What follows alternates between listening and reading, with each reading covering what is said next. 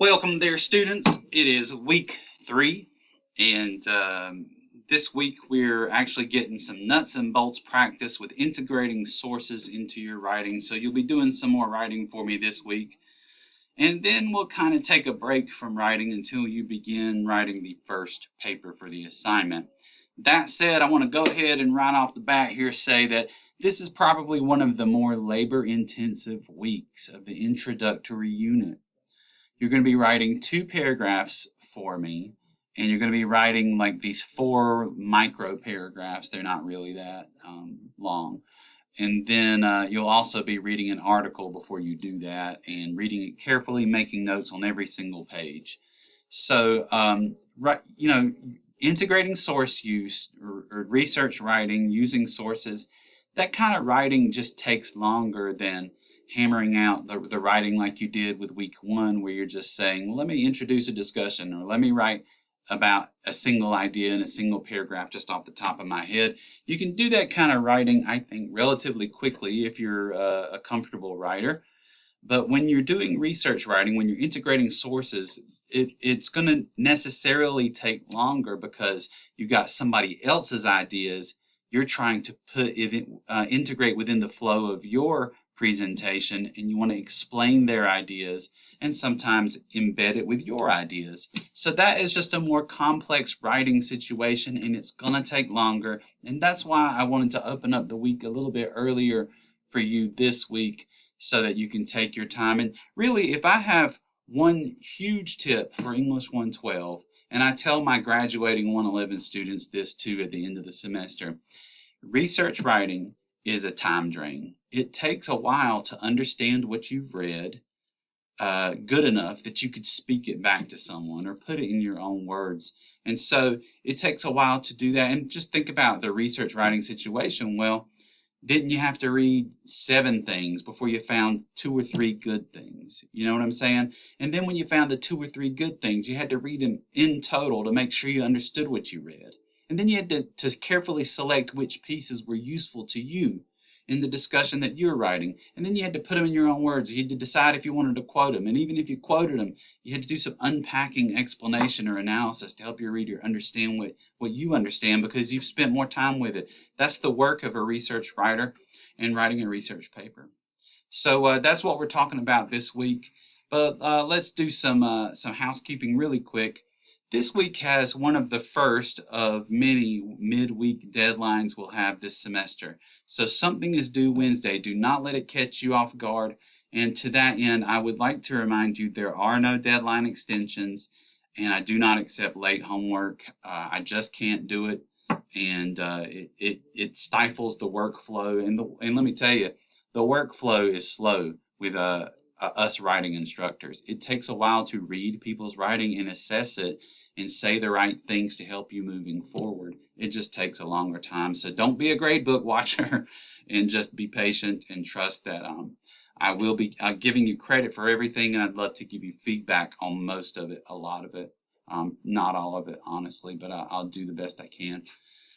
And so, if you miss, like, for example, that midweek deadline, just say to yourself, oh, shucks, I'll catch the next thing.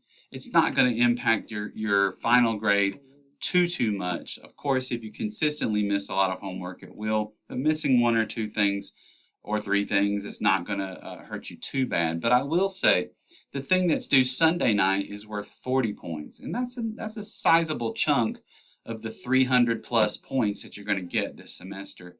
So make sure you do that well, take your time, and really get some good practice out of it. So you need another reminder here is to make sure that all the writing that you do this semester happens start to finish within a Google Doc.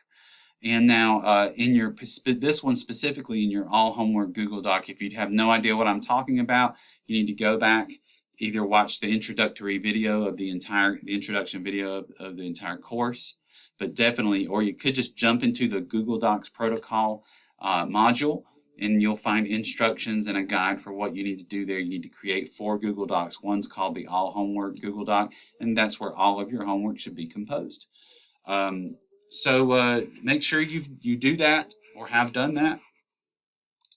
Next, just a quick reminder, do not use AI this semester. That means don't use Grammarly to polish your writing. Don't use Quillbot or any kind of paraphraser to change your writing. Don't use ChatGPT to give you ideas. Obviously, don't use ChatGPT to do the writing for you. I want the authentic, unvarnished, true writing. I want to see what your real capabilities are. I want to see what your style is, how you think.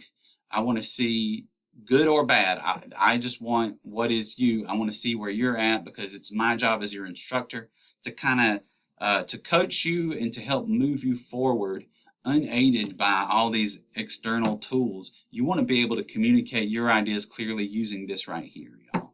So anyway, I think that's it aside from the overview of the week, and I want to give you some tips about that too. So let's look at week 3 very quickly. This week we kind of have two topics. One is practice with critical reading skills, and the other is source integration. Okay, so here I've got a handout that shows you my 2 cents on how to be a better reader and how to read anything as an academic who intends to use an article or a source in the paper that you're writing. You got to slow down, you got to read it carefully, taking notes as you read.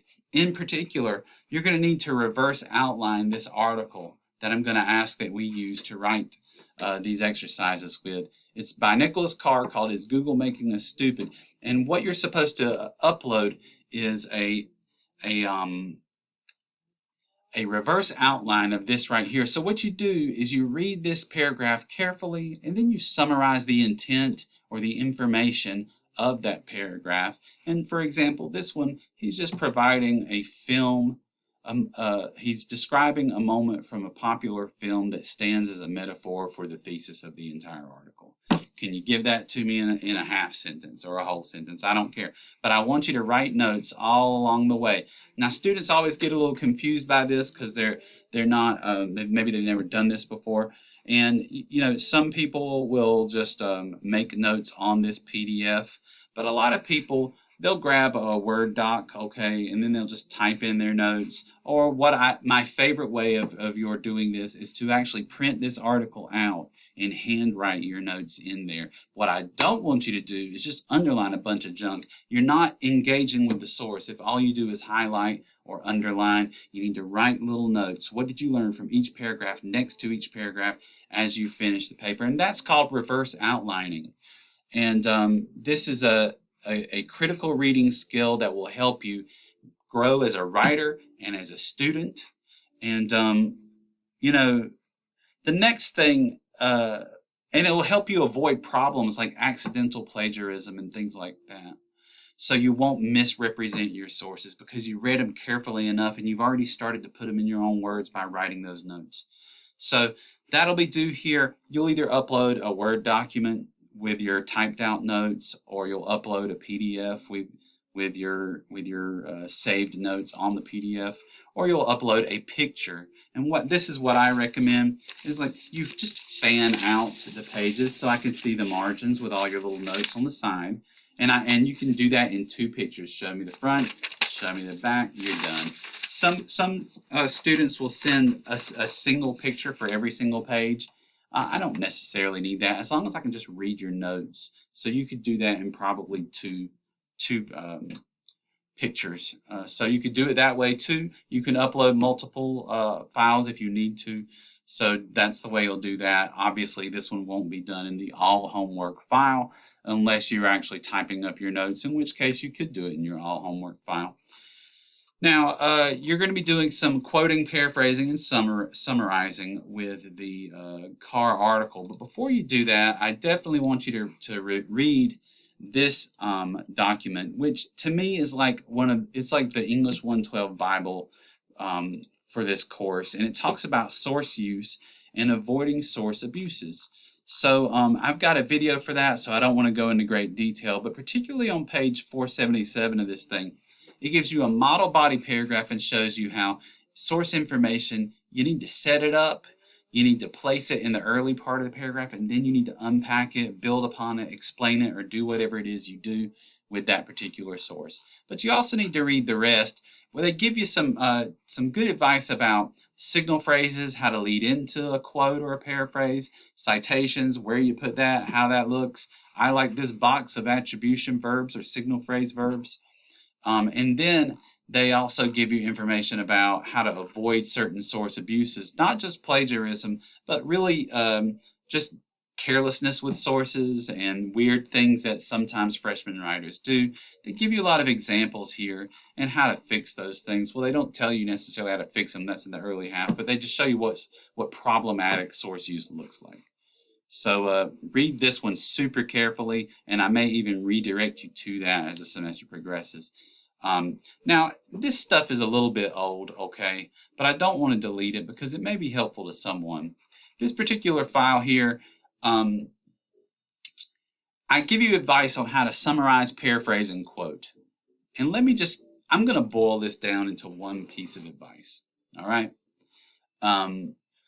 If you're summarizing and paraphrasing, in this semester, I'm going to ask that you largely just quote, because that gives me a better indication of how you've read and are using the sources.